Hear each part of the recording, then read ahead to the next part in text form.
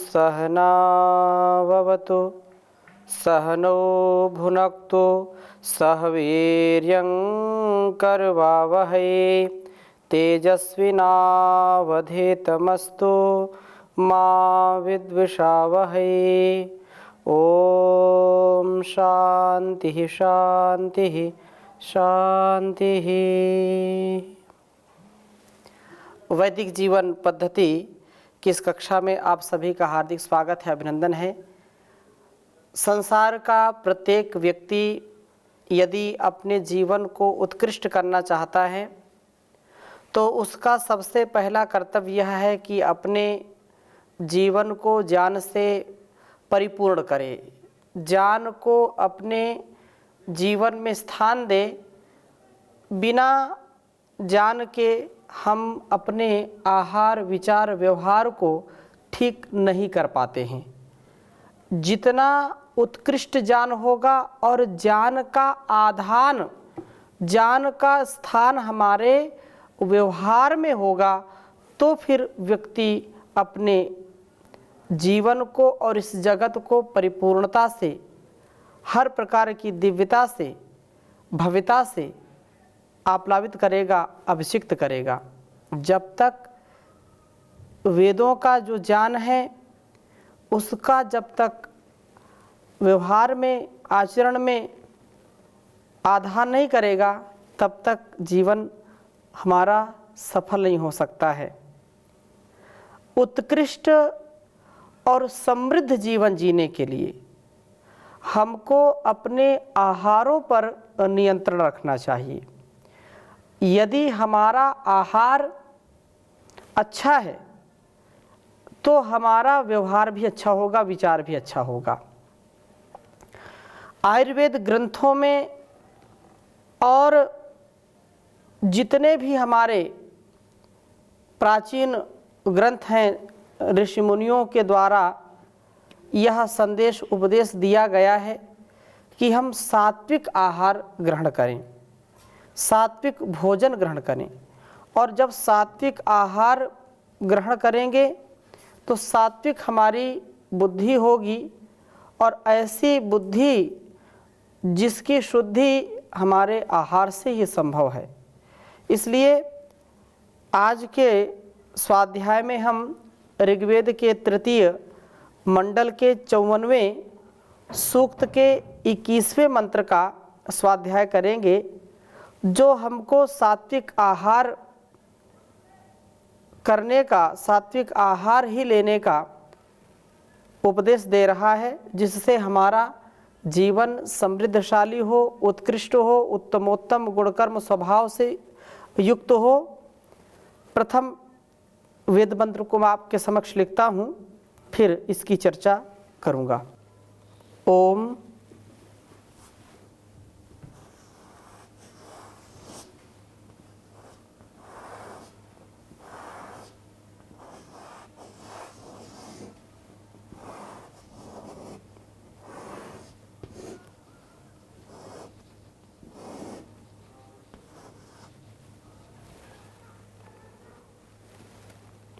सदा सुगः पितुमाम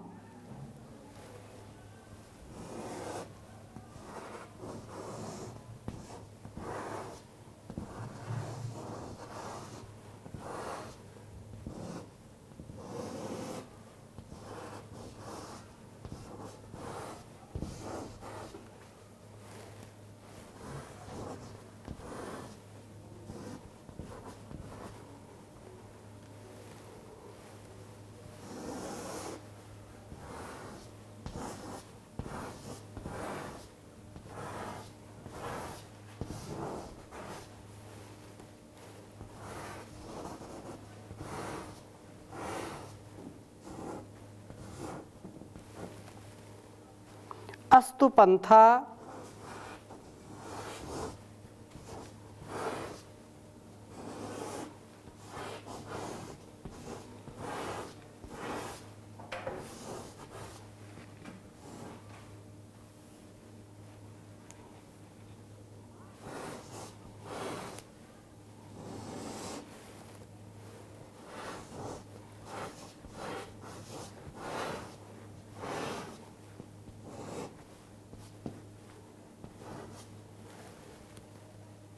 मध्वा देवा।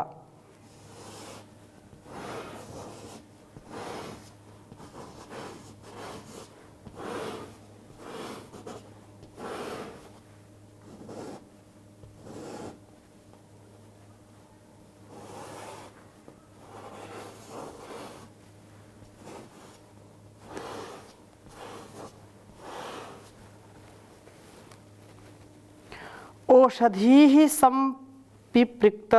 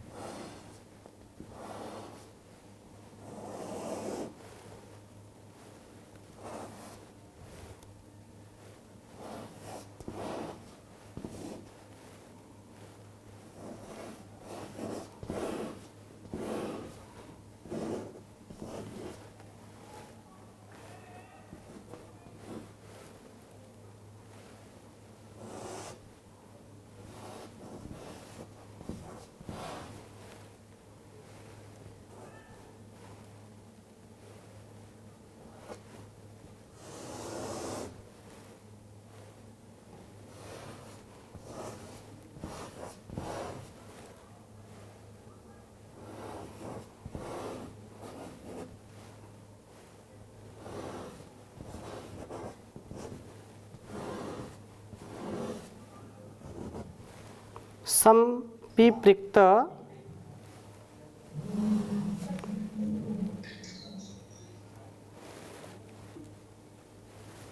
भागों में अग्नि सख्ये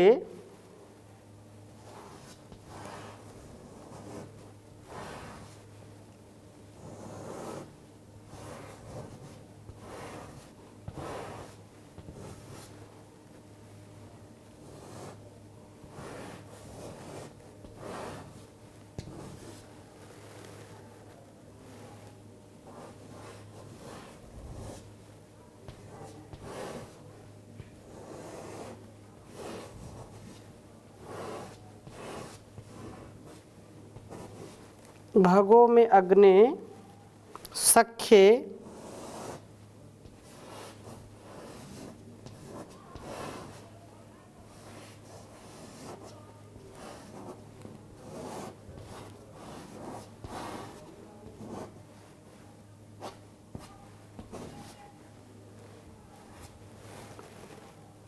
न मृद्या सख्ये न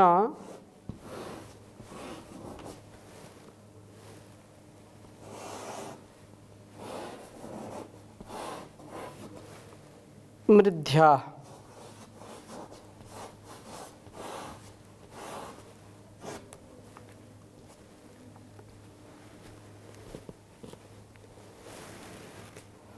उद्रयो अस्याम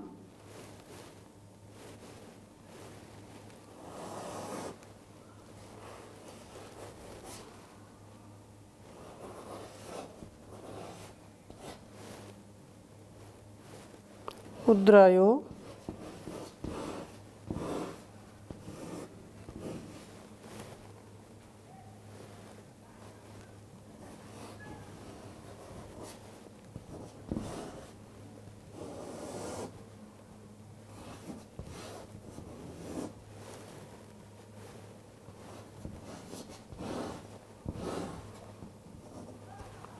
अस्याम सदनम पुरुषोः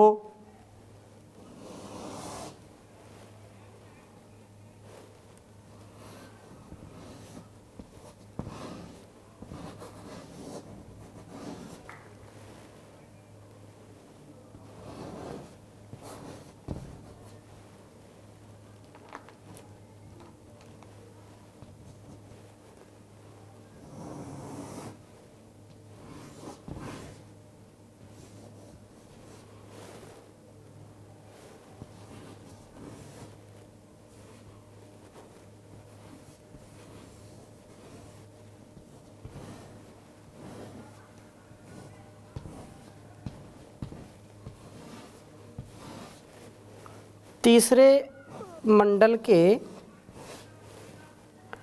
54वें सूक्त का यह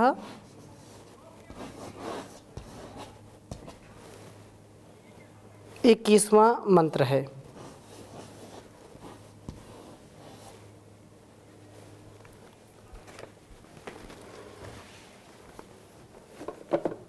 ओम सदा सुगः पितुमाम अस्तु पंथा मध्वा देवा ओषधीः संपिप्रिक्त भगो में अग्ने सख्ये नमृद्ध्या उद्रायो अस्याम सदनम पुरुक्षोः।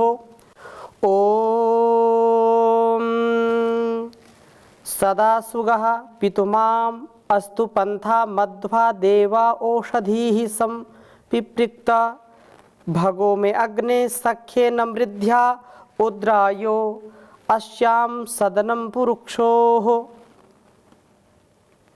बहुत ही सुंदर वेद मंत्र है। हमारे लिए संदेश है कि हम अपने इस जीवन में यदि समृद्धि चाहते हैं और उत्कृष्ट जीवन जीना चाहते हैं, कोई भी मनुष्य संसार में निकृष्ट जीवन नहीं जीना चाहता है, परंतु व्यक्ति का जो स्वभाव होता है, जो उसके संस्कार होते हैं, जो उसका विचार आहार होता है, वे सारी जो चीज़ें हैं दिव्य जीवन के लिए, उनसे व्यक्ति जब पतित हो जाता है तो उसका जीवन निकृष्ट हो जाता है। उत्कृष्ट जीवन जीना चाहते हैं। उत्कृष्ट भी अपने अपने ढंग से लोग परिभाषाएं देते हैं कि उत्कृष्ट कैसा, बहुत सुख संपदा हो, यश हो, कीर्ति हो, लोग वाह वाही करें, लोगों के मन में हमारे प्रति आदर भाव हो, जिधर हम जाएं उधर लोग हमको प्रणाम करने वाले हों। अलग अलग ढंग से लोग अपने इस जीवन के उत्कर्ष को, उत्कृष्टता को भांपते हैं या उसका आकलन करते हैं। वो अपना मापदंड अलग अलग व्यक्ति का है। परंतु यदि हम अपने इस पवित्रतम जीवन के लिए यह चाहते हैं कि वास्तव में हमारा जीवन शुद्ध, सात्विक और निरोगता से परिपूर्ण रहे, आरोग्यता से परिपूर्ण रहे, न मानसिक रोग हो और न शारीरिक रोग हो, उसके लिए सबसे उत्तम जो औषधि है वह है हमारा आहार।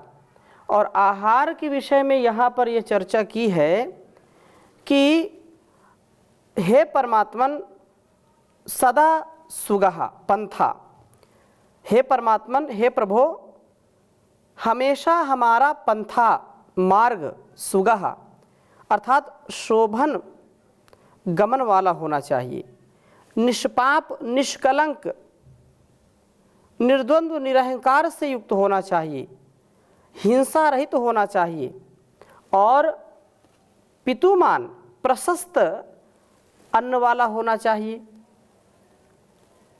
अस्तु होवे या हो, हे देवाः, सूर्य, चंद्र, नक्षत्र, पृथ्वी, वायु आदि देवो औषधीः अर्थात औषधियों को मध्वा, मधु से अत्यंत माधुर्य से संपृक्त करो। हमारे सब अन्न अत्यंत माधुर्य से युक्त हों।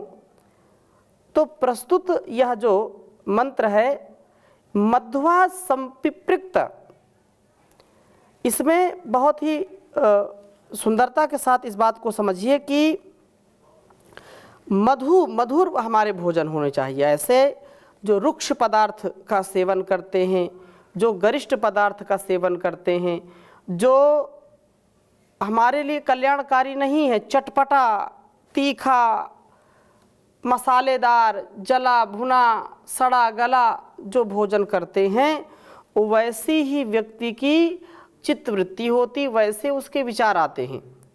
इसलिए मधुरता से, अब कोई बोले मधुर खा करके तो फिर तो डायबिटीज होगी, तो मधुरता का तात्पर्य यहाँ पर ऐसा नहीं कि जो आजकल अधिक शर्करा का सेवन करते हैं, शक्कर का, चीनी का सेवन करते हैं और अलग अलग पता नहीं क्या क्या खाते हैं, तो उससे तो डायबिटीज होगी। और फिर उससे चिंता भी होती है, दिमाग भी हमारा इधर उधर डिस्टर्ब होता है, बाधित होता है, तनाव में रहता है। जो प्राचीन काल में या मध्य काल में या हम अब से 20 वर्ष 30 वर्ष पूर्व में जा कर के देखें तो हमको यह बीमारी 40 वर्ष पहले यदि देखें तो बहुत कहीं किसी को सुनने में आता था, नहीं तो कभी ऐसे रोग होते नहीं थे जो आजकल बिल्कुल डेंगू, चिकनगुनिया, कोरोना, ये पता नहीं कैसे कैसे रोग हो रहे हैं। उसका मूल कारण क्या है कि हमारे भोजन में, हमारे आहार में जो दूषित आहार हम लेते हैं, जो कृत्रिम और केवल जीभ के स्वाद के लिए हम खाते हैं, इससे बीमारियां ज़्यादा बढ़ती हैं। जो प्राकृतिक है, जो नैसर्गिक है, उस आहार को हम लेंगे तो कभी भी हमको रोग नहीं होंगे। शुद्ध आहार, शुद्ध विचार, शुद्ध व्यवहार। तो पहले हम बचपन से हम देखें तो गन्ना, अगर शर्करा की बात करें तो शर्करा का सेवन ना करके लोग गन्ना से गुड़ और अलग अलग प्रकार से गुड़ बनाते थे, तो गुड़ का सेवन करते थे। मीठा यदि बनाना है तो उसमें गुड़ का सेवन करते थे और शहद का सेवन करते थे। शहद अपने आप में एक बहुत ही अच्छी औषधि है।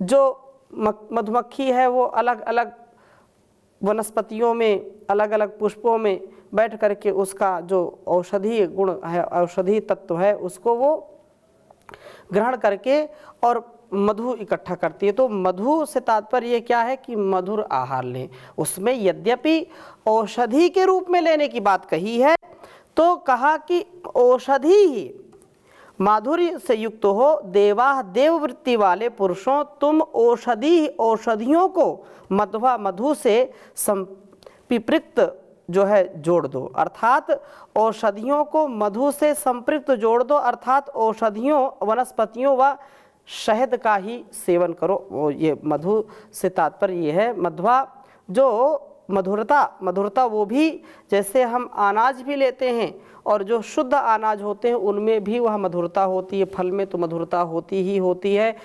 तो ऐसे जो ईश्वर प्रदत्त जो वानस्पतिक जो आहार हैं, उनका सेवन करने से व्यक्ति का विचार भी बहुत शुद्ध होता है, बहुत ही पवित्र होता है। परंतु आजकल उसमें भी बड़ा प्रदूषण है। पौधे लगाने से लेकर के उसके फल फूल तक इतना केमिकल डालते हैं कि वह भी विषाक्त हो गया है।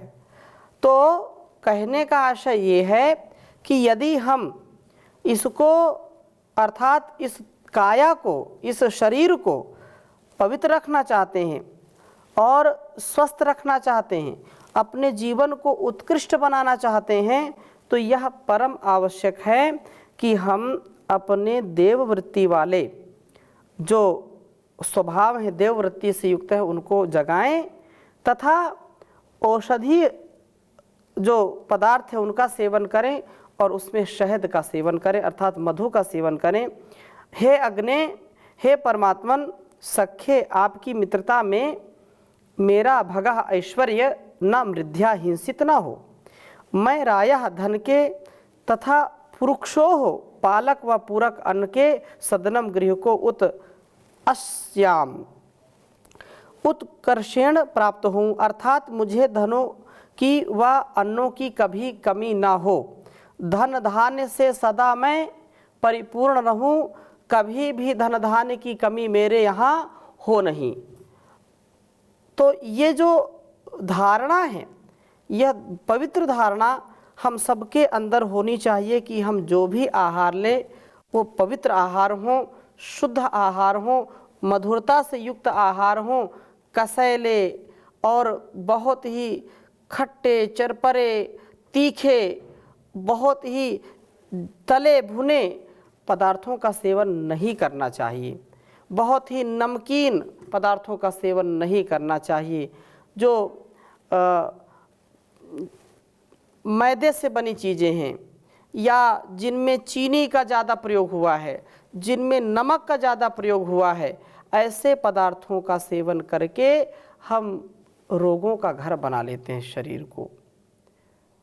लोग इतनी जो है, लाल मिर्च भी बहुत ही हानिकारक है। लोग लाल मिर्च यद्यपि औषधि रूप में ग्रहण कर सकते हैं, औषधि रूप में कभी मना नहीं किया गया है, लेकिन कुछ तो बहुत ही ज़्यादा मिर्च मसाले का सेवन करते हैं और कालांतर में फिर उनके पेट में जलन, कब्ज, गैस, एसिडिटी, पाइल्स और फिस्टुला, फिशर, कितनी समस्याएं हो जाती हैं, क्रोनिक कोलाइटिस, अल्सर और फिर धीरे धीरे कैंसर जैसी बीमारियां हो जाती हैं।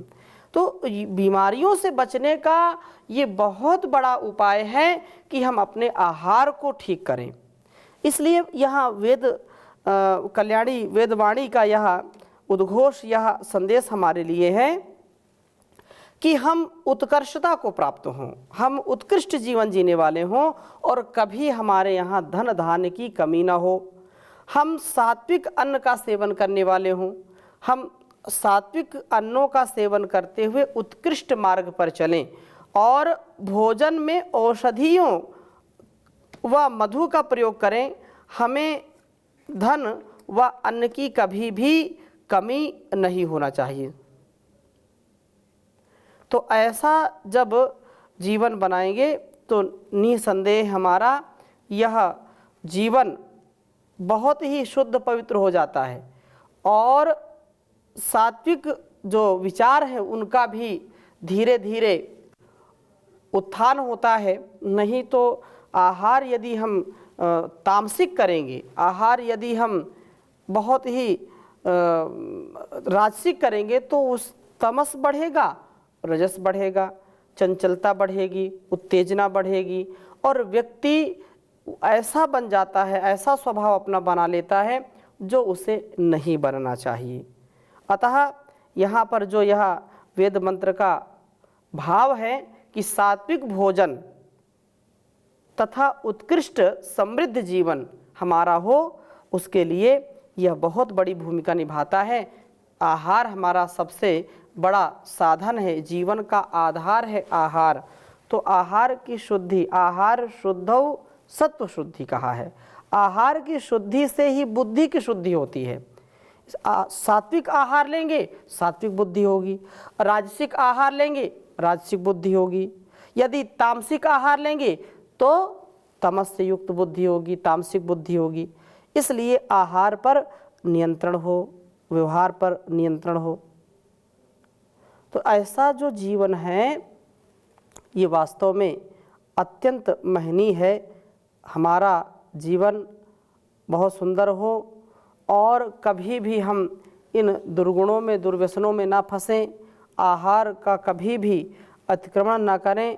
अर्थात जो आहार वेदोक्त है, जो शास्त्रोक्त है, उसी आहार को हम ग्रहण करें, इससे भिन्न कोई आहार ग्रहण ना करें। और ऐसा जब करेंगे तो ही इस वैदिक जीवन पद्धति का जो जीने की कला है, आर्ट ऑफ लिविंग है, सात्विक जीवन पद्धति है, वह हमारे जीवन को, हमारे सगे संबंधियों को, हमारे परिवार को, समाज को, राष्ट्र को, संसार को एक नई दिशा देती है। तो शुद्ध सात्विक आहार 100 वर्ष तक जीने की कला है। यदि दीर्घायु हमको प्राप्त करना है, यदि अपने मन और अपने शरीर के रोगों से बचना है। अब छोटे छोटे बच्चों को देखो, जो बिल्कुल इस संसार में नए नए आते हैं और 2-4 वर्ष बाद उनको इतनी बड़ी बड़ी बीमारियां हो जाती हैं कि उनका बहुत ही ध्यान रखना पड़ता है। और जब अल्प आयु में ही शरीर बीमार हो गया, व्यक्ति मन से बीमार हो गया, तो फिर पूरा जीवन उसका बड़ा ही कठिन हो जाता है। अतः हम अपने जीवन को, इस जगत को सुंदरता से परिपूर्ण करने के लिए निसंदेह सुंदर और अच्छा जीवन जिए। चाहे किसी भी हाल में हो, किसी भी काल में हो, प्रभु का सुमिरन करते रहें। चाहे भंवर हो चाहे पहाड़, चाहे नगर हो चाहे उजाड़, बड़े सुख लाती है तेरी दया प्रभु। दुखों से बचाती है तेरी दया प्रभु। हो गमों की आंधी जब सूझे न कोई सहारा, उलझनों ने घेरा और डरता हो राही बेचारा। संकट की घड़ियों में धीरज बंधाती है तेरी दया प्रभु। बड़े सुख लाती है तेरी दया प्रभु। चल दिया मुसाफिर तेरे दर का जो बन के दीवाना, मिल गया उसे तो तेरी महती दया का खजाना। दूर कर सब कांटे फूलों पे चलाती है तेरी दया प्रभु। बड़े सुख लाती है तेरी दया प्रभु।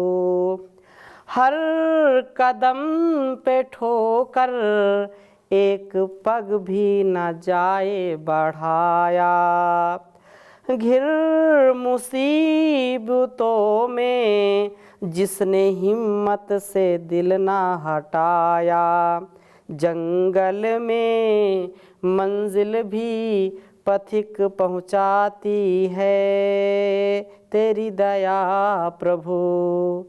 बड़े सुख लाती है तेरी दया प्रभु।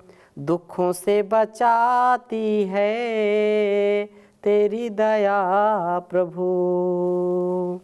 तो आज की कक्षा को यहीं पर विराम देते हैं और कल एक विशेष इसी आहार के विषय में अगली कक्षा में हम चर्चा करेंगे नए वेद मंत्र के साथ।